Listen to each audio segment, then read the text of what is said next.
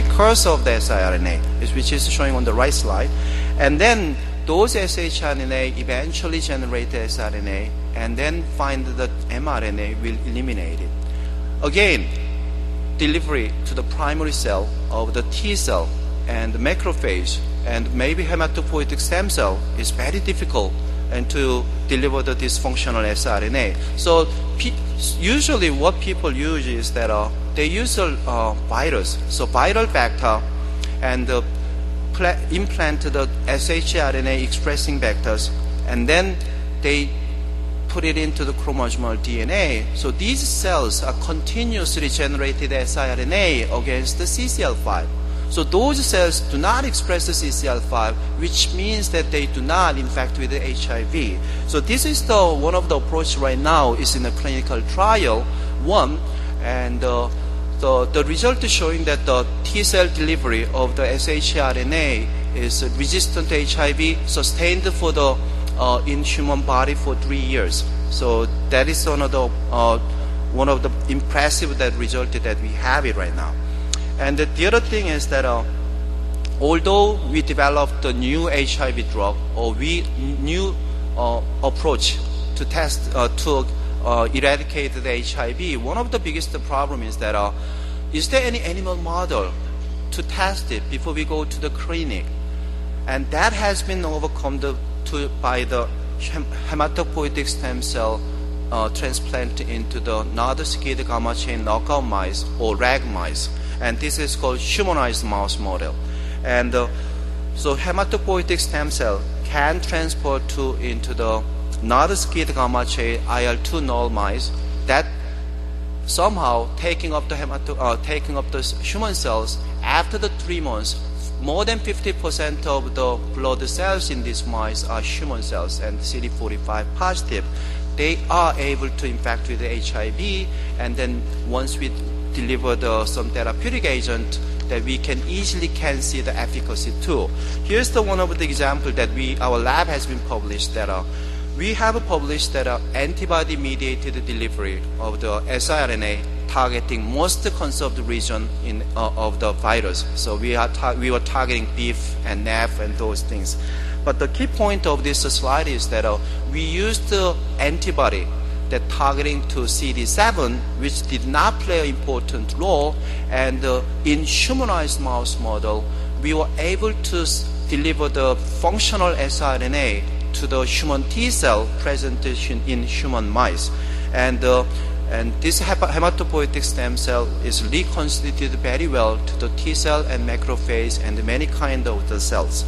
And here's the result showing that when we deliver the antibody, the siRNA, that through the antibody can maintain the CD4 level and reduce the viral titer in this humanized mouse model. So now RNA interference is cutting the mRNA. And the other method that we can apply in HIV research is the zinc finger nuclease. So this zinc finger nuclease is cut the chromosome instead of the RNA. And this zinc finger nuclease is originally from DNA binding protein. And this feature of the zinc finger nuclease is that the binding site and the cutting site is separate. So we can design this binding motif specifically to the chromosome that we wanted. And then nuclease will exactly cut those areas. So using this zinc finger nuclease, the people try to eliminate the CCL5 in T cell and hematopoietic stem cells. And then we have found a very impressive result. And that also is in a clinical trial 1. So, and the other factors that I want to mention in the recent advance in HIV is that host factors, host defense factors, a new generation of HIV inhibition.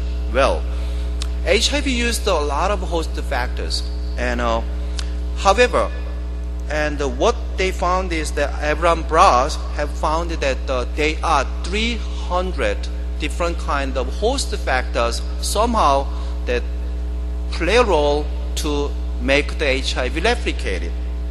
And also the other group is showing that a cognitive error in cell, and they show that there's another 295 is find it, and Joe also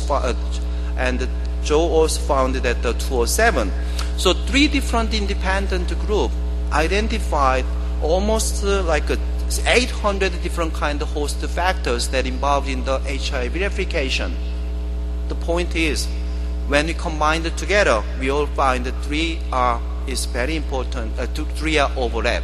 However, the one thing that we have to consider is that they use the different stage of the HIV infection. They use the different kind of the cell line when they test it. They use the different kind of technique to identify what is the important host factors. However, what we learn from these 3 independent research is that what is the actually important factors for HIV infection in vivo? That has not been tested. They all test in a cell line. So maybe if we find the important dependency factors in vivo, maybe that's the one that the new target, we should go for it. So that is the one thing that I want to talk about it. And as I just said, host defenses factors. In our cell, in our body itself, we have restriction factors. And up to now, there's 4 restriction factors has been identified. And one is the TRIM5 alpha, and the ApoBac3G, Tatrin, and SAMHD. And the TRIM5 alpha is destabilized viral capsid, and ApoBac3G is induced a hyperlethal mutation, and Tatrin inhibits the virus release, SAMHD1 inhibits the viral replication. And those restriction factors is present in our body. How come they are not working? Because HIV has developed effective countermeasurements. So for example, Tatrin, HIV BPU protein inhibits the Tatrin function. So they are able to replicate inside of CD4 T cell or any other cells. So scientists lately, what they do is that they modified the portion where the BPU bind to the Tatrin.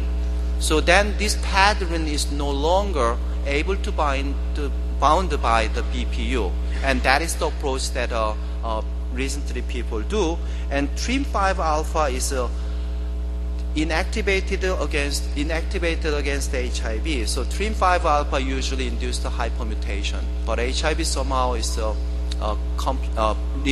eliminated the TRIM5 alpha. So what scientists do usually these days is that we try to add the DNA to generate the more TRIM5 alpha to overcome the HIV counterattack. And ApoBac3 is also is inhibited by BIF, and so we have made a mutation in the area where the BIF is bind. Or another alternative way is that we add more ApoBac3G into the to make the HIV not infectable. So those are the host risk factors that scientists is working on, and to find another supportive therapy. And the last thing that I want to mention is that although heart treatment reduced the viremia up to the 50 copies, however, that the latent virus is present in the CD4 T cells and other cells, which we've never been found. Is there any alternative way that we can activate them? So many approaches has been done. So once that HIV integrated into the chromosomal DNA, the histone deacetylase remove the acetyl group, so make the histone is more negative, and then this positive charged negative charged RNA bind to positive charged histone more tightly, and that's the way they are quiet inside in the chromosomal DNA. However, by adding histone histone deacetylase inhibitor will activate those cells and then bring the HIV out. So one of the strategies for removing the latent virus that's suggested by Richman in Science, that adding a prostaglandin HTAG inhibitor and IL-7 and along with the HMBA will activate the latent virus in the T cell. And then if we treat the heart at the same time, then we might able to eliminate that latent virus. And up to now, they report that 70% of latent virus has been eliminated using this method.